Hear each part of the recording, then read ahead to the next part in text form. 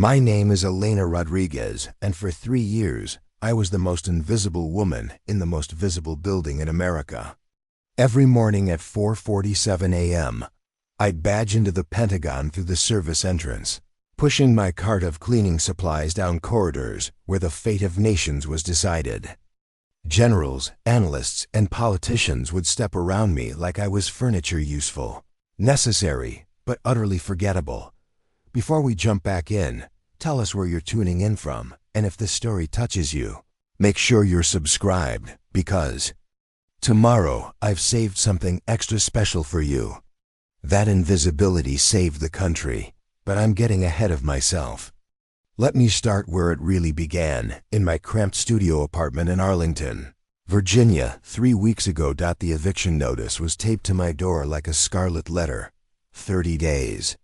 That's all I had left before I'd be sleeping in my beat-up Toyota Corolla again, the way I did for 6 months after I aged out of foster care. My part-time community college classes weren't generating income, and my janitor's salary barely covered groceries, let alone rent in one of the most expensive areas in the country. I crumpled the notice and threw it across the room, where it joined the growing pile of unpaid bills. My laptop, a refurbished machine I'd bought for $200, sat on my makeshift desk, its screen displaying code I'd been working on for months. A vulnerability scanner I'd been developing in my spare time, teaching myself programming through YouTube videos and library books. People saw the janitor's uniform and assumed that's all I was capable of. They had no idea that Elena Rodriguez, the quiet woman who emptied their trash cans, had taught herself 7 programming languages and could navigate network architectures. Like a concert pianist playing Mozart. My phone buzzed. A text from my little sister Sophia, still in the group home where I'd left her when I turned 18. Miss you, Elena. Hope you're eating enough. She was only 14, and I was supposed to be her guardian in 2 years when she aged out. How could I take care of her when I couldn't even take care of myself? I grabbed my Pentagon badge and headed for the door. Another day of being invisible. The Pentagon at 5 a.m. was a different beast than during the day. Security was lighter, the corridors echoed with emptiness, and I could move through the building like a ghost. I'd been assigned to the E-Ring, the outermost corridor where the most senior officials worked. Secretary of Defense, Joint Chiefs, people whose names appeared on CNN chirons. I started in Conference Room 2E924, where the Joint Chiefs had met the day before. The whiteboard still showed fragments of their discussion: troop movements, budget allocations, fragments of strategic planning. I wiped it clean, but not before my mind automatically cataloged what I'd seen. It was a habit from childhood. Growing up in foster care taught you to notice everything, remember everything, because information was power, and power kept you safe. As I emptied the waste baskets, I noticed something unusual. Admiral Henderson had thrown away several printed emails, but instead of using the shredder, he just tossed them in the regular trash. Probably forgot, or was in a hurry. I pulled one out, smoothing the crumpled paper. My blood turned to ice. The email was from a Pentagon contractor, Technocore Systems, detailing a maintenance window for critical defense networks, scheduled for this Friday night. A complete system shutdown of security protocols for 6 hours to upgrade infrastructure. I'd heard of Technocore. They weren't a real company, at least. Not in any database I could find when I'd researched them months ago after overhearing their name in meetings. But here was Admiral Henderson receiving emails from them, treating them as legitimate. My hands shook as I photographed the email with my phone, then carefully threw it back in the trash. I finished my route on autopilot, my mind racing. In my apartment 3 hours later, I spread the printed photo across my desk and opened my laptop. My fingers flew across the keyboard, diving deep into network registrations, corporate filings, anything I could find about Technocore Systems. What I discovered made my stomach drop. Technocore was registered 3 weeks ago. Their CEO was a stock photo model.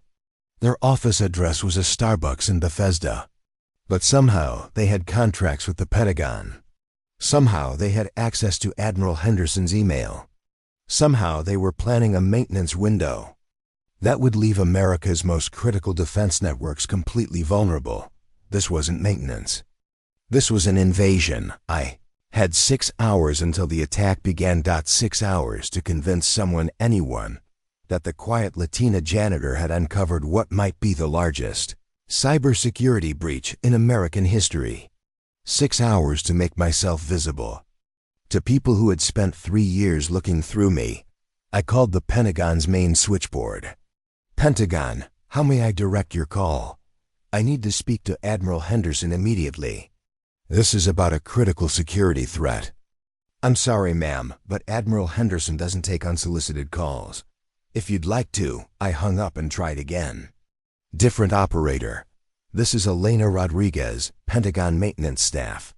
I need to reach Admiral Henderson about the Technocore. Maintenance window scheduled for tonight. Hold, please. This time I got through to Henderson's aide, a crisp-voiced lieutenant who clearly had no patience for janitors calling about network security. Ma'am, maintenance windows are handled by our IT department. I can transfer you to. Lieutenant, listen to me. Technocore Systems doesn't exist. They're not a real company. Someone is using fake credentials to gain access to our defense networks. Tonight, ma'am, I'm going to have to ask you to stop calling this number. If you continue, we'll need to report this as harassment. The line went dead. I tried calling the FBI, Homeland Security, even the Pentagon's Internal Security Office. Each time, the response was the same. Who was I? What were my credentials? Why should they believe a janitor over established military contractors? 5 hours until the attack, I sat in my apartment, staring at my laptop screen, feeling smaller and more invisible than ever. Then I looked at the photo of Sophia on my desk, the only family I had left in the world, and something hardened inside me. If they wouldn't listen to Elena Rodriguez, the janitor, maybe they'd listen to Elena Rodriguez, the hacker. I'd never attempted anything like this before. My programming had always been theoretical, building tools, solving puzzles, staying on the legal side of the digital world. But as I stared at my screen, I realized that sometimes you had to break a few rules to prevent something much worse. From breaking dot, it took me 30 minutes to penetrate the Pentagon's external email servers. Not because their security was weak, it wasn't, but because I'd spent 3 years walking through that building, listening to conversations, watching people type passwords over their shoulders, collecting fragments of information that meant nothing individually, but everything collectively. I knew that Admiral Henderson used his daughter's name, plus his birth year for most passwords. I knew that the IT department hadn't updated their VPN certificates in 8 months. I knew which servers were scheduled for maintenance and which weren't. Most importantly, I knew that conference room 2E924 had a security camera that was supposedly broken, but actually still recorded everything. I'd seen the tech specialist checking it 2 weeks ago. Once inside their email system, I had access to everything. The real Technocore communications, the scope of their planned attack, the list of compromised officials who thought they were authorizing legitimate maintenance. It was worse than I'd imagined. Technocore wasn't just planning to access defense networks. They were planning to plant backdoors in every major system. Nuclear command protocols, satellite communications, missile defense networks. Someone was preparing to take control of America's entire military infrastructure. But I also found something else. The real identity behind Technocore, IP addresses that traced back to servers in St. Petersburg, email headers that revealed Russian-language keyboard layouts, payment trails that led to accounts linked to the GRU Russian military intelligence. 4 hours until the attack, I started documenting everything, screenshotting conversations, tracing network paths, building an airtight case. But I knew that even with all this evidence, I'd still face the same problem. Who was I? Why would anyone listen to a janitor? That's when I realized I didn't need them to listen to Elena Rodriguez. I needed to become someone they couldn't ignore. The Pentagon's internal network was more challenging, but not impossible. 3 years of watching, learning, and cataloging had given me a detailed map of their digital infrastructure. I knew which terminals were used for what, which accounts had elevated privileges, which systems talked to each other. I bypassed their main security by routing through a printer in Admiral Henderson's office, one of thousands of IOT devices that the IT department barely monitored. From there, I pivoted to a shared workstation in the Intelligence Analysis Division, then escalated my privileges using a service account I'd seen a technician. I began by quietly documenting the fake Technocore access credentials that were already in their systems, taking screenshots of the scheduled maintenance that would begin in 3 hours. Then I started building something I'd never built before. A comprehensive security audit that would expose not just the immediate threat, but the systemic vulnerabilities that had made it possible. My fingers flew across the keyboard. 3 years of suppressed expertise finally unleashed. I traced every connection, mapped every vulnerability, documented every compromise. The fake Technocore accounts had been inserted into systems over the past month, slowly, carefully, by someone who understood American military network architecture intimately, but they hadn't counted on someone like me. Someone who understood those networks from the ground up, who had watched and learned and remembered every detail. 2 hours until the attack. Crafted a detailed report, 47 pages of technical analysis, network diagrams, and irrefutable proof that America was about to be attacked by Russian military intelligence. I embedded it with metadata that would prove when it was created, by whom, and from where. Then, I did something that would either make me a hero or land me in federal prison for the rest of my life. I sent it to everyone, not just Admiral Henderson or the Pentagon Security Office. I sent it to every senior official whose email I could access, the Secretary of Defense, the Chairman of the Joint Chiefs, the Director of National Intelligence, the President's Chief of Staff, ICCD, the FBI, CIA, NSA, and Homeland Security. But I didn't send it as Elena Rodriguez. Janitor. I sent it as GHOST_protocol with a simple message. Immediate threat. Russian cyber attack on U.S. defense networks begins in 2 hours. All evidence attached. Fake maintenance window is cover for permanent backdoor installation. Recommend immediate network isolation and forensic analysis of Technocore systems access. A concerned American, what happened next was like watching a dormant volcano suddenly erupt. Within minutes, my phone started buzzing with emergency alerts as military installations across the country went into cybersecurity lockdown. The fake maintenance window was canceled. Technocore's access credentials were immediately revoked. Emergency response teams were deployed to trace the source of the intelligence breach. I sat in my studio apartment, watching CNN report breaking news about a credible cyber threat against Pentagon systems, knowing that I had just prevented what could have been a catastrophic national security disaster. But I also knew they'd be looking for me. Advanced persistent threat actors don't just give up when their operations are exposed. The Russians behind Technocore would be scrambling to cover their tracks, eliminate evidence, and silence anyone who could threaten their future operations. And the Pentagon cybersecurity teams would be hunting for ghost_protocol, trying to determine if I was a patriot or a threat. My laptop chimed with an encrypted message on a secure channel. I'd set up ghost_protocol, we need to talk. Pentagon parking lot C, southeast corner, 1 hour. Come alone. Bring proof of identity. CMDR J. Walsh, use Cyber Command. My hands were shaking as I read the message. Commander Walsh was someone I'd seen in the corridors, a serious woman in Cowengo, her 40s, who ran the Pentagon's elite cyber warfare unit. If anyone could understand what I'd done and why, It would be her. But walking into that parking lot could mean walking into custody, interrogation, possibly charges for unauthorized network access. Even if I'd prevented a catastrophic attack, I'd still broken dozens of federal computer crime laws. I looked at the photo of Sophia on my desk. In 2 years, she'd be 18 and out of the system. She'd need someone to help her navigate the world, someone who understood what it meant to be invisible and underestimated. I couldn't help her from federal prison, but I also couldn't help anyone if Russian intelligence decided I was too dangerous to leave alive. I made my choice.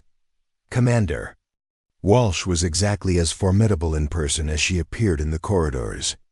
She stood beside a black SUV in the deserted corner of the parking lot, flanked by 2 other officers I didn't recognize. As I approached, I could see her studying me with the intensity of someone accustomed to making life or death decisions based on incomplete information.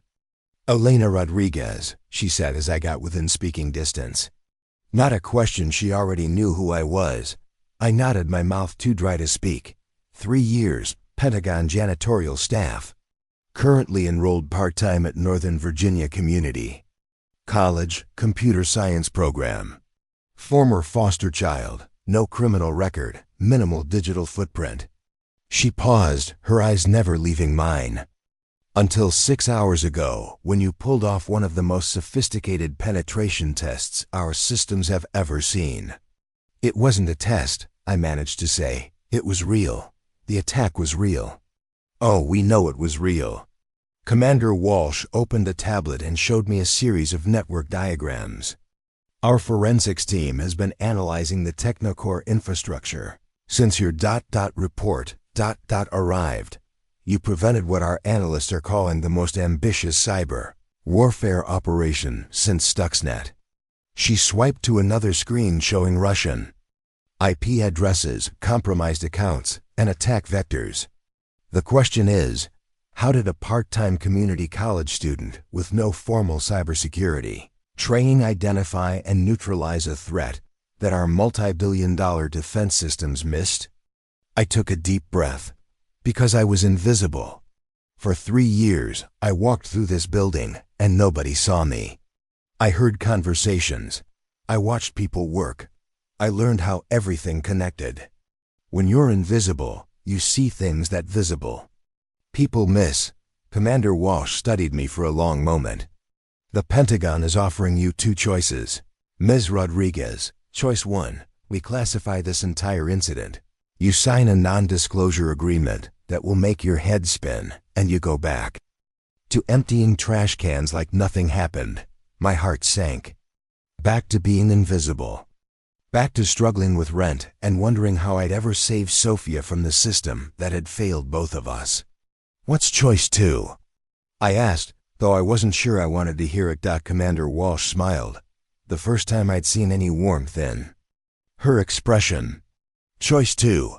You report to the U.S. Cyber Command Training Facility Monday morning at 0800 hours.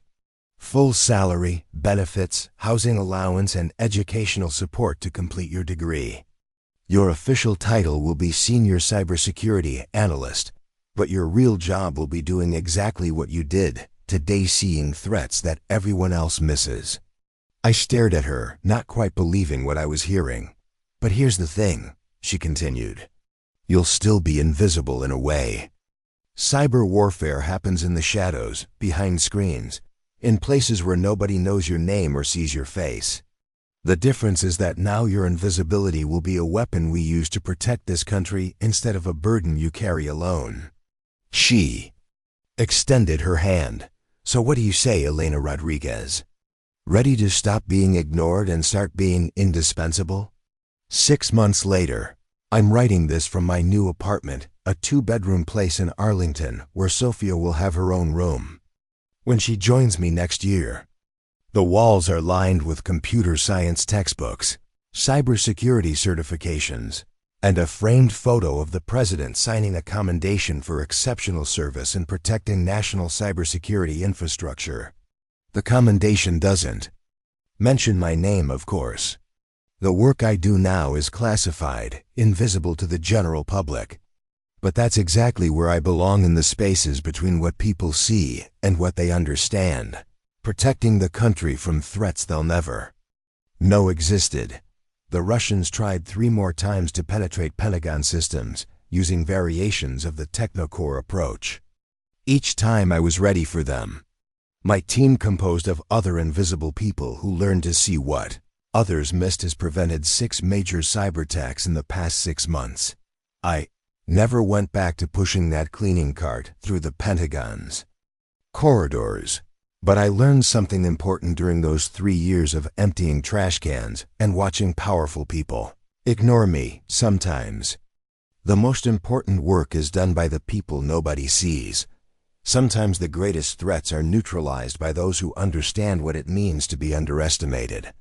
And sometimes, the person who saves the world is the one everyone assumes doesn't matter. My name is Elena Rodriguez. For 3 years, I was invisible. Today, I'm exactly where I need to be, protecting this country from the shadows, using the skills that nobody thought a foster kid turned janitor could possibly possess.